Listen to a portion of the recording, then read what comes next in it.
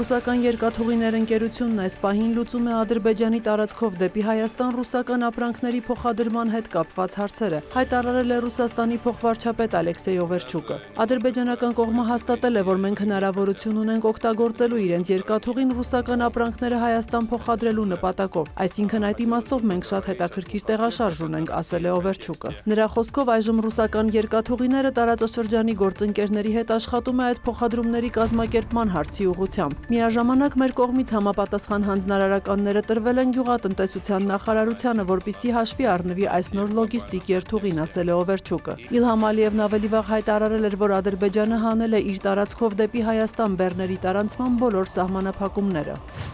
ԱՄՆ նախագահը Մալազիայում Հարավարևելյան Ասիայի պետությունների ասոցիացիայի գագաթնաժողովին մասնակցելուց հետո մեկնել է Ճապոնիա, որտեղ կհանդիպի երկրի նորընտիր վարչապետ Սանաե Տակայիչիի հետ։ Կուալա Լումպուրում Դոնալդ Թրամփը մասնակցել է Թայլանդի եւ Կամբոջայի միջև խաղաղության հռչակագրի ստորագրմանը։ Նա նաեւ առևտրային համաձայնագրեր է կնքել երկու երկրների հետ, ինչպես նաեւ շրջանակային համաձայնագրեր Թայլանդի եւ Վիետնամի հետ։ Այս շաբաթ Հարավային Կորեայում նախատեսվում է նաեւ Դոնալդ Թրամփի հանդիպումը Չինաստանի նախագահ Սի Ցինպինի հետ։ Հանդիպման ընթരാճ ASEAN-ի գագաթնաժողովի շրջանակում ամերիկացի եւ չինացի պաշտոնյաները համաձայնության են հասել հնարավոր առևտրային համաձայնագրի շուրջ։ Գագաթնաժողովի ընթացքում ASEAN-ին է միացել նաեւ Թիմոր Լեստեն։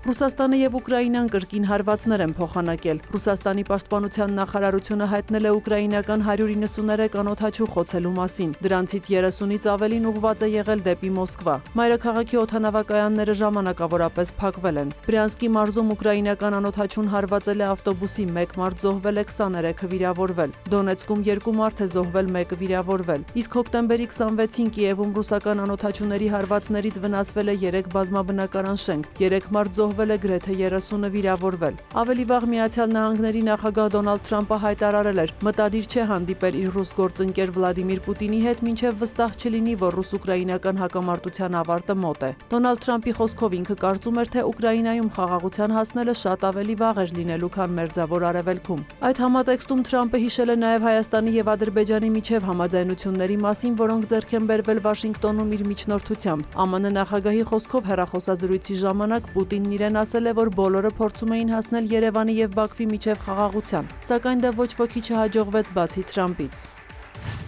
Ռուսաստանը պատրաստ է վերսկսել հումանիտար կապերի, գիտության, կրթության եւ մշակույթի ոլորտներում հարաբերությունների կարգավորումն Ադրբեջանի հետ նույն չափով, ինչ ադրբեջանցի գործընկերները, հայտարարել է միջազգային մշակութային համագործակցության հարցերով Ռուսաստանի նախագահի հատուկ ներկայացուցիչ Միխայել Շվիտկոյը։ Նրա խոսքով Ռուսաստանը եւ Ադրբեջանը չունեն խոր արմատներ ունեցող պատճառներ ամբողջ ծավալով չվերսկսելու բոլոր հարաբերությունները։ Բաքվի եւ Մոսկվայի միջև հարաբերությունների լարվածության ֆոնին հունիսին Ադրբեջանի մշակույթի նախարարությունը հայտարարել էր երկրում ռուսական պետական եւ մասնավոր հաստատությունների կողմից նախատեսված բոլոր մշակութային միջոցառումների չեղարկման մասին։